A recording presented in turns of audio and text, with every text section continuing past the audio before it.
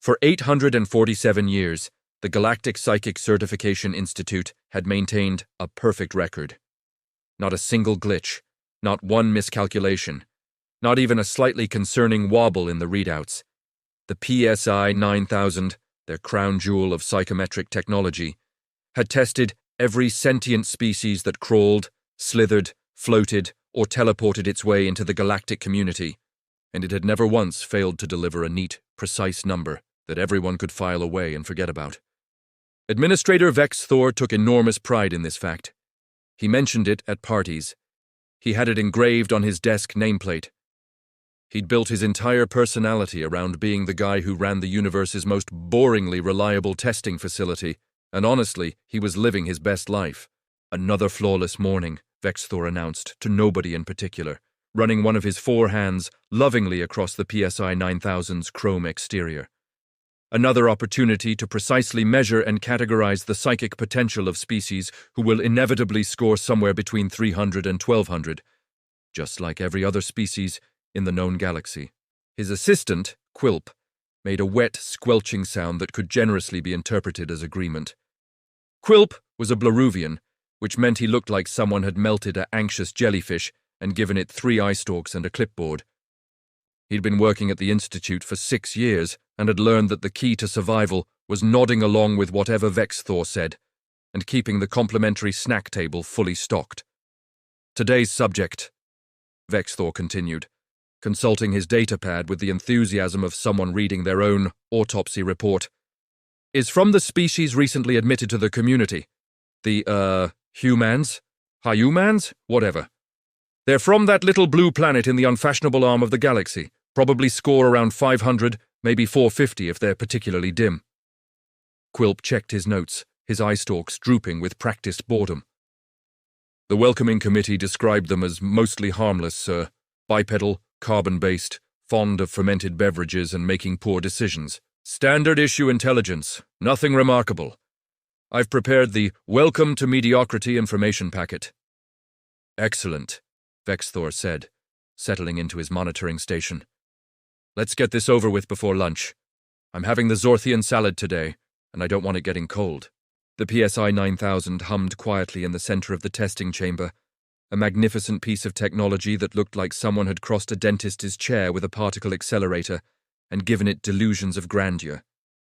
Thousands of sensors, quantum processors, and psychic resonance amplifiers worked in perfect harmony to measure the one thing that supposedly mattered in the galaxy: how much raw mental potential someone had floating around in their brain. The Zentarii had scored 847, which they bragged about constantly. The Morphlings hit 1203, and they were insufferable about it. Even the Gruntoids, who looked like angry potatoes with teeth, managed a respectable 634. It was all very scientific, very precise, very, very boring, which is exactly how Vex Thor liked it. Marcus Webb arrived at the testing facility wearing cargo shorts, a fanny pack, and an expression that suggested he'd taken several wrong turns on the way to the bathroom and somehow ended up in space. "Is this the place?" he asked, looking around the sterile, chrome-filled chamber with the bewilderment of a man who'd expected literally anything else. "I thought there'd be more, I don't know, space stuff, maybe some blinking lights or something." Vex Thor's face, or at least the part of his crustacean-like features that could be considered a face, remained professionally neutral. "Welcome to the Galactic Psychic Certification Institute. You are Marcus Webb, human representative, randomly selected from your planetary lottery system." "Yeah, that's me," Marcus said, still looking around like he expected someone to jump out and tell him this was an elaborate prank. "I just wanted to win the trip to space for the free hotel points, honestly. My cat's probably wondering where I am. Do you guys have Wi-Fi here?" Quilp made a note on his clipboard. "Subject appears cognitively typical for species, possibly below average curiosity. Concerned about feline welfare and primitive data networks." "Right, well, let's get started," Vex Thor said, gesturing toward the PSI 9000 with 2 of his hands, while using the other 2 to pull up the standard testing protocol.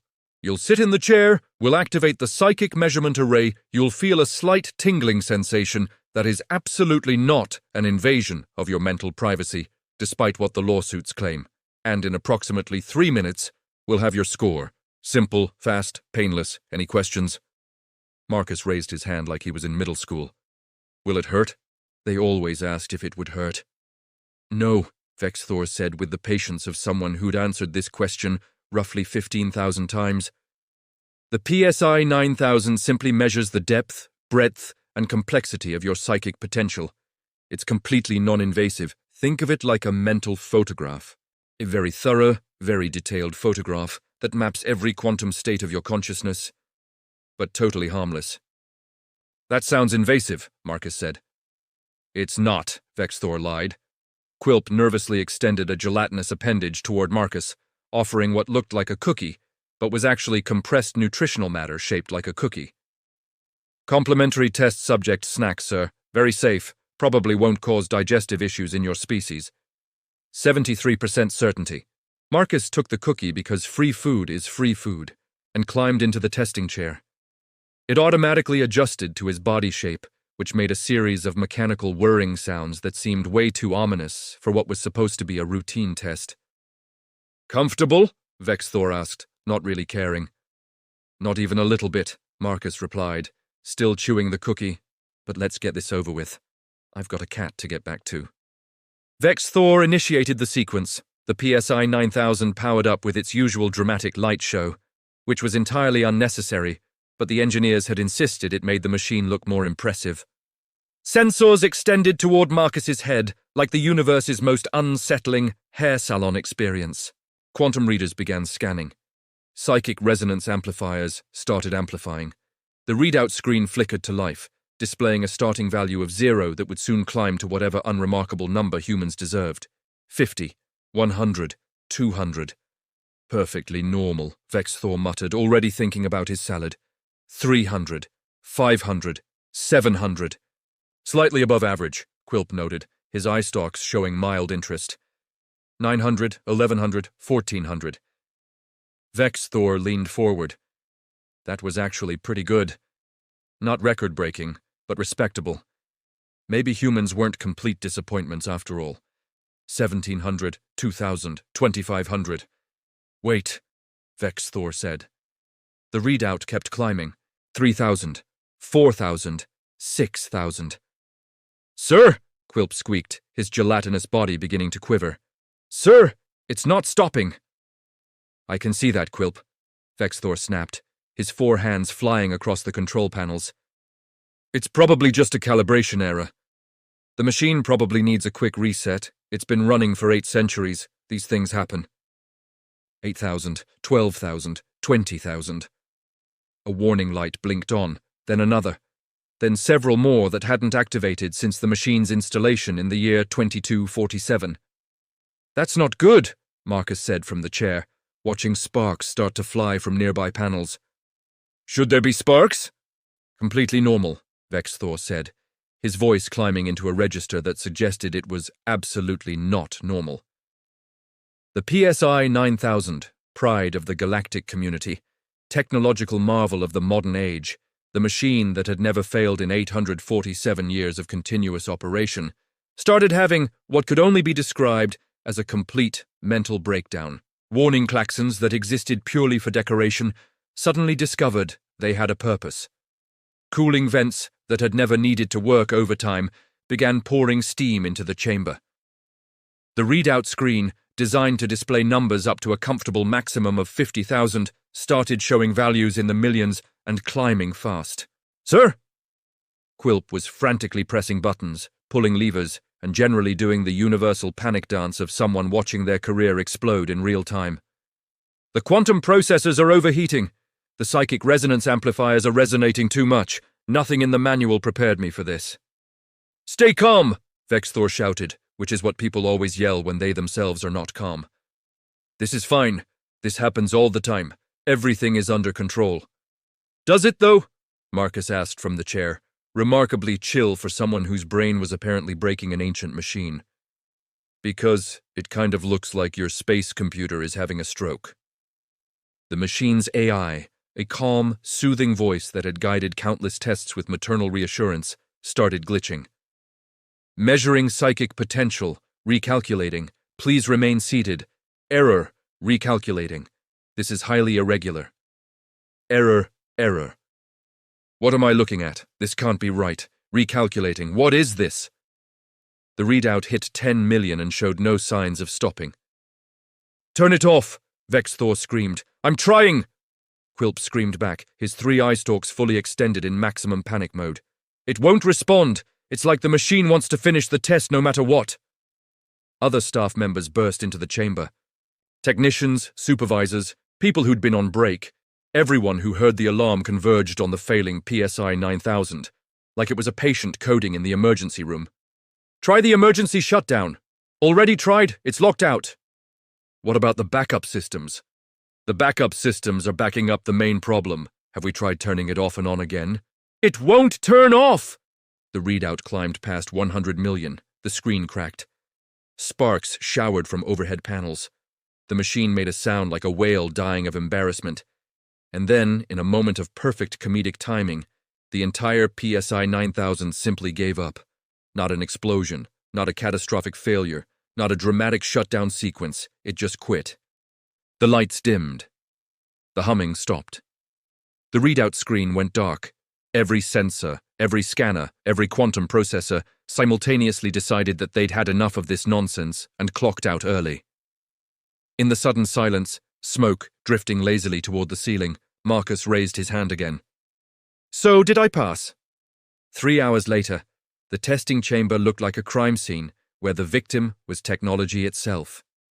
Emergency maintenance crews swarmed around the corpse of the PSI 9000, running diagnostics, replacing burnt-out components, and muttering technical jargon that essentially translated to, "We have no idea what happened." Vexthor sat in his office, staring at a wall, experiencing what his species called an existential crisis, but what humans would recognize as a really, really bad day at work. 847 years. 847 years of perfection. Gone. Destroyed. Ruined by one human in cargo shorts, who'd been more concerned about his cat than the fact that he'd just broken the universe's most reliable piece of equipment. Quilp oozed into the office carrying 2 cups of calming beverage, which for Blaruvians was literally just warm water with some floating algae. Sir, Professor Clixonova is here. She says she's figured out what happened. Of course she has, Vexthor muttered. Send her in. Professor Clixonova swept into the office like a particularly judgmental comet. She was an Exilian, which meant she had 6 degrees in theoretical psychic dynamics, 4 published papers on consciousness mapping, and exactly 0 patience for administrators who didn't understand her genius. I've reviewed the data, she announced, projecting a holographic display that showed the PSI 9000's readings in excruciating detail. And I have concluded that your machine didn't malfunction. It quit. Machines don't quit, Vexthor said weakly. This one did, Clixonova replied, highlighting a particularly damning section of data. Look at the processing logs.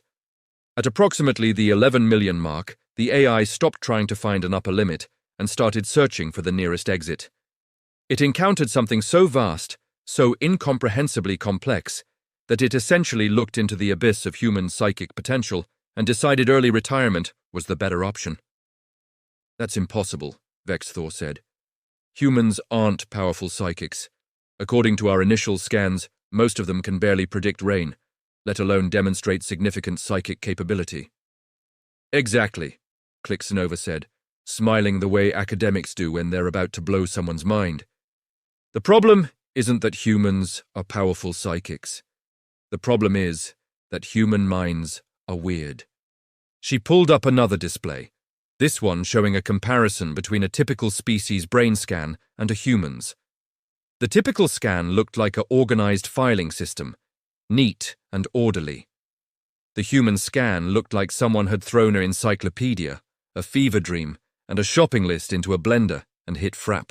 Human consciousness exists in a state of barely controlled chaos, Clixonova explained.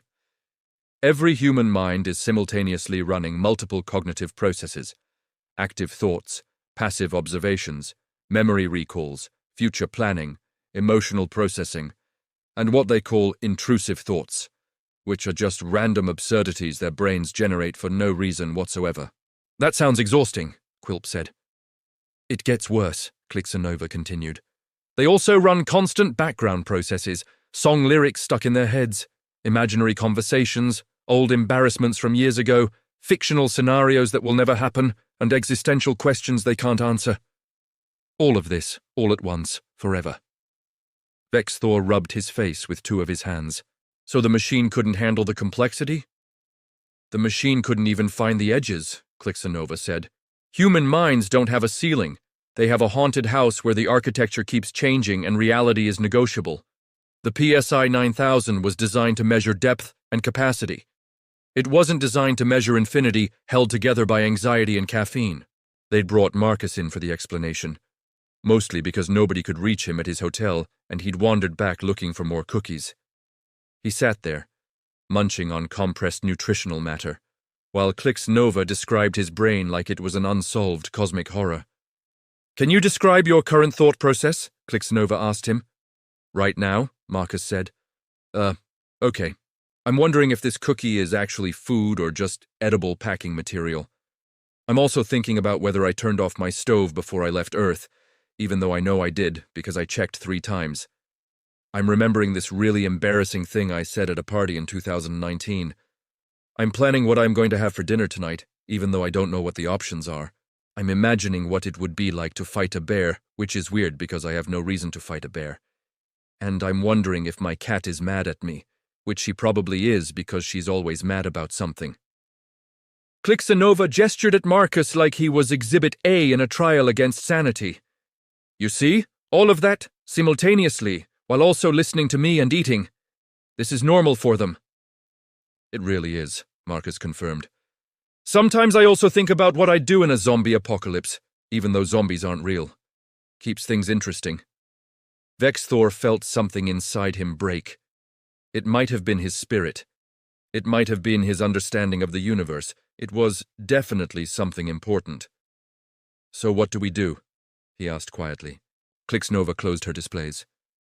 We accept that there are some things in the universe that cannot be measured, categorized, or filed away in neat little boxes. We accept that humans broke your machine because their minds exist in a state that makes quantum mechanics look straightforward. And we move on. But the paperwork, Vexthor whispered. What do I put in the paperwork? That, Clixonova said, heading for the door, is not my problem. I'm a scientist, not a bureaucrat. Good luck. She left. Marcus waved goodbye and followed her out, probably to find more cookies. Quilp and Vexthor sat in silence for a long moment. Sir, Quilp finally said, I think we need to call the council. The emergency session of the Galactic Council was held 3 days later, and it went about as well as expected, which is to say it was a complete disaster. Representatives from 400 species crammed into the council chamber, all talking over each other, all having strong opinions about humans and their apparently reality-breaking brains. The Zentari were having a collective identity crisis because their 847 score suddenly meant nothing. The Morphlings demanded humans be retested using better equipment. The Gruntoids were just happy someone else was the weird ones for once. Councillor Prime Thexador, a being made of living crystal who'd seen everything in his 3,000-year lifespan, called for order by basically screaming at everyone until they shut up. We are here, he announced, his voice reverberating through the chamber, to discuss the human problem. It's not a problem, Marcus said from the observer section, still wearing his cargo shorts. I'm right here, I can hear you. The human anomaly, Thexador corrected. 3 days ago, a human test subject caused the PSI 9000 to cease operations. Since then, we've attempted to test 7 additional humans with similar results. The backup PSI 8500 quit after scanning a kindergarten teacher. A portable scanner aimed at a human teenager caught fire. We even tried using a basic psychic probe on a human toddler, and the probe started crying. To be fair, Marcus said, toddlers are chaotic. That's universal. The council erupted into arguments again. Some species wanted humans banned from psychic testing entirely. Others wanted them studied extensively. A few suggested just pretending this never happened and sticking humans somewhere in the middle of the scale because paperwork must be maintained and categories must be filled. Vexthor stood up, his forearms raised for attention. With respect, Counselor, I believe we're approaching this wrong. The PSI 9000 didn't fail because humans are dangerous or broken. It failed because humans are something we've never encountered before. A species whose psychic potential exists outside our ability to measure it.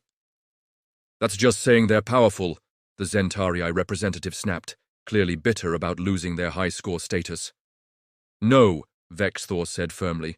It's saying they're incomprehensible. There's a difference. Power can be measured. Chaos cannot. Human minds exist in a state of quantum uncertainty where they are simultaneously thinking about profound questions and what they are having for lunch. The machine didn't break. It gave up because it encountered something that doesn't fit in any box we've ever made. Professor Klixanova materialized via hologram because she couldn't be bothered to attend in person. He's right. I've spent the last 3 days analyzing human thought patterns. They're fascinating, horrifying but fascinating. Did you know humans can be simultaneously confident and insecure? They can hold contradictory beliefs and not collapse into paradox. They can imagine impossible scenarios while fully aware they're impossible and somehow find that entertaining. That sounds exhausting, multiple species said in unison. They invented something called anxiety, Klixanova continued, which is just their brains catastrophizing about things that probably won't happen. And they live with it, constantly. Some of them even make jokes about it. I'm right here, Marcus repeated. Still can hear you. The debate raged for hours. Finally, Councillor Thexador raised his crystalline hand for silence. Clearly, humans cannot be tested using conventional methods. Therefore, I propose we create a new classification. Undefined, do not attempt to measure.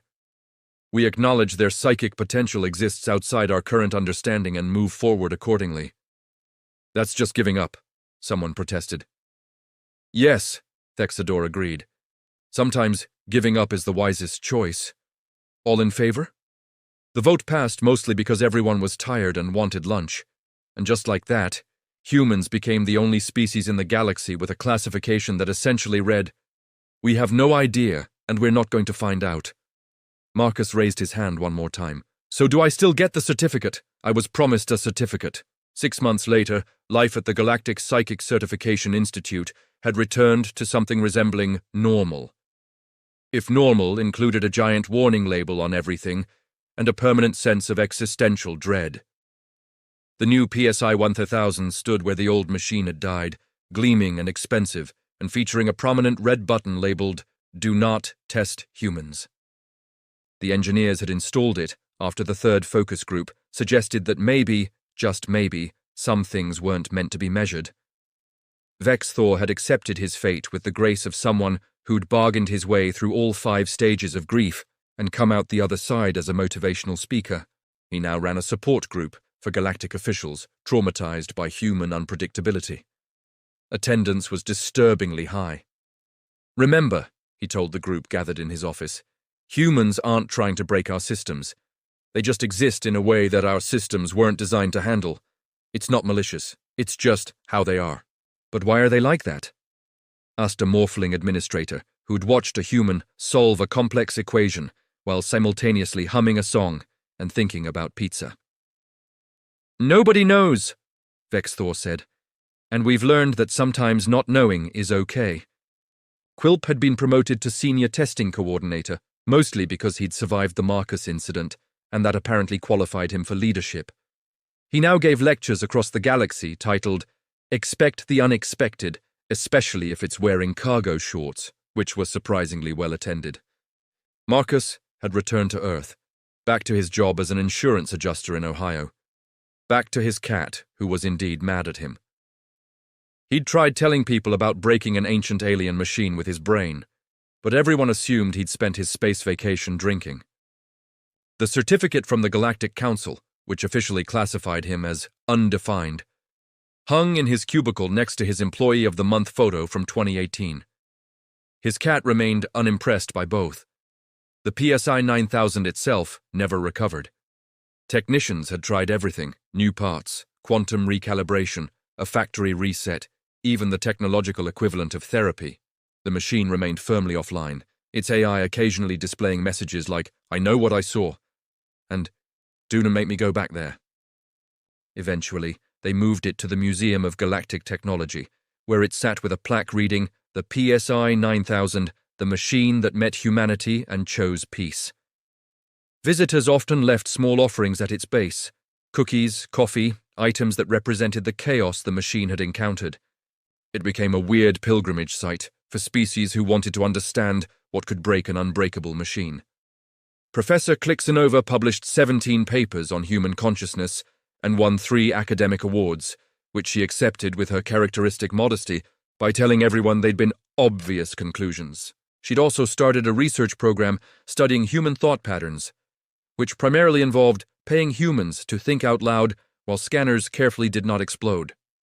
The galactic community adjusted to having one species that existed outside their neat measurement systems. Some found it unsettling, others found it hilarious. Most just marked humans as weird but harmless in their databases and moved on with their lives. Occasionally, other humans would arrive at the Institute for various reasons, and the staff had learned to identify them on sight. They were the ones who looked simultaneously confused and confident, who asked questions that seemed simple, but revealed deep philosophical problems, who could be having a conversation while clearly thinking about something completely different. "Human approaching" became a standard warning in the facility, usually followed by someone making sure all the expensive equipment was safely powered down. But life continued. Tests were administered. Scores were recorded. The galaxy kept spinning. And somewhere in Ohio, Marcus Webb sat at his desk processing insurance claims. His mind simultaneously focused on his work, wondering about dinner, remembering that embarrassing thing from 2003, imagining a zombie apocalypse, and thinking about whether his cat would ever forgive him, all at once, forever, just like every other human. And that, the galaxy had learned, was perfectly incomprehensibly normal.